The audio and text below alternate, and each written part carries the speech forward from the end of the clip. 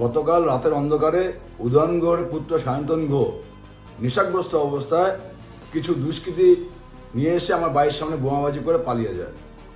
আসলে এরা ভয় পাচ্ছে 26-এর যে বিধানসভা নির্বাচন, সেই নির্বাচনকে।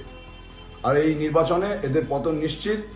আর দিনাটার মানুষ এগুলো দেখছে, আগামী দিনে ভোটের মাধ্যমেই দিনাটার মানুষ এর জবাব দিয়ে দেবে। অজয় রায় নিজে একটা মাতাল, আসলে ও হয়তো নিজে নেশাগ্রস্ত অবস্থায় ছিল। সায়ন্তন গুহ তো আমার বাড়িতে যাচ্ছিল, পাশে আমার বাড়ি। ও কি বললো না বললো তাতে কিছু যায় আসে না, আর ওকে নিয়ে কেউ অত ভাবে না। ওর সায়ন্তন গুহর কোনো প্রয়োজন নেই ওর মতো চুনোপুটির বাড়িতে আক্রমণ করার। ও নিজে চুনোপুটি একটা প্যাকেট হয়ে আছে, বাড়ির থেকে বেরোতে পারে না, ওর উপরে আক্রমণ করার কী আছে?